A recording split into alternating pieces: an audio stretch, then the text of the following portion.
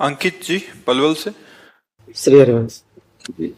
जय श्री राम महाराज जी, आपके चरणों में कोटि कोटि प्रणाम।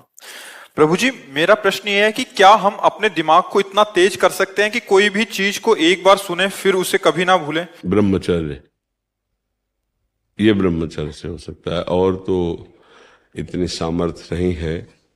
ये ब्रह्मचर्य में होता है, या पूर्व का कोई तप, जैसे छोटे से बालक में देखा जाता है भारी स्मृति, भारी ज्ञान, वो पूर्व का उसका तप है, भजन है। तो अभी जन्मा 5 वर्ष का है, 6 वर्ष का है, वो बड़ा ज्ञान उसको है, वो पूर्व का उसका स्टॉक है।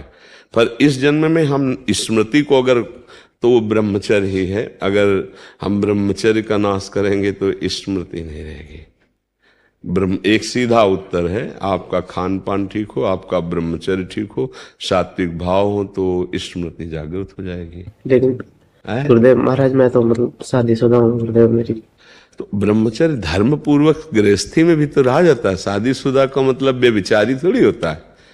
देखो, जो शास्त्रीय पद्धति है तो संतानोत्पत्ति के लिए आदेश है, उसको नियम पूर्वक अगर निर्वाह किया जाए तो एक पत्नी व्रत रखने वाला, धर्म से चलने वाला, और वैसे शास्त्रीय पद्धति प्रत्येक मासिक धर्म के बाद, जो 10 दिन के बाद लगो, संतानोत्पत्ति के निमित्त समस्त देवताओं और भगवान को नमस्कार करके वो गृहस्थ ब्रह्मचारी में, तो उसमें स्मृति की, देखो स्मृति का नाश एक काम ही कर देता है। कामा संजायते क्रोधा, क्रोधा स्मृति विभ्रमा, और स्मृति भ्रंशात बुद्धिनाशो, और बुद्धिनाशात प्रणश्यति। तो अगर हमारा निष्काम भाव हो तो हम स्मृति वाले बने, तो गृहस्थी कोई निंदनीय थोड़ी है, कोई निंदनीय नहीं।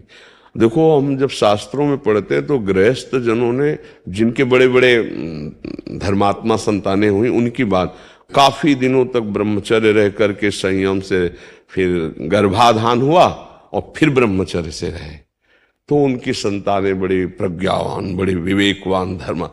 ये जो गरुण जी का जन्म हुआ ना, तो 10,000 वर्ष तक ब्रह्मचर्य रहे थे कश्यप जी। उस समय तो मतलब लाखों वर्ष की जीवनाई होती थी।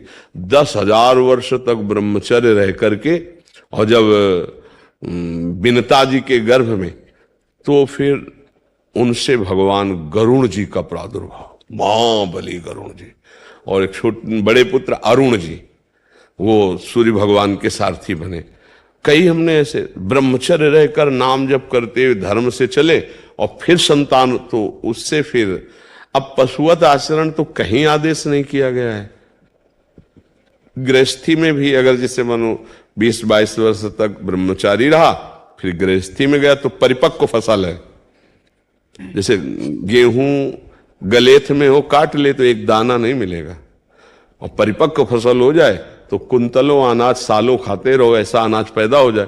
तो ऐसे वीर भी परिपक्व होता है, ब्रह्मचर्य भी।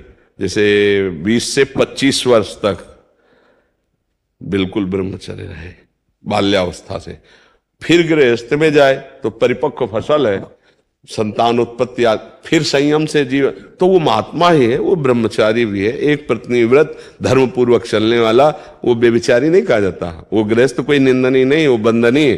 अब हम लोग पैदा कहाँ हुए? गृहस्थों से ही तो ये ना। कोई भी परम बड़े बड़े परमहंस कहाँ पैदा हुए?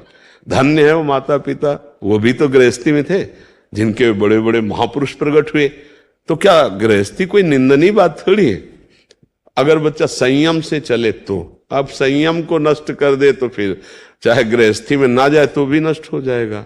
बहुत प्रकार है, तो हमें लगता है अगर संयम से चला जाए तो गृहस्थ धर्म में बंधनी।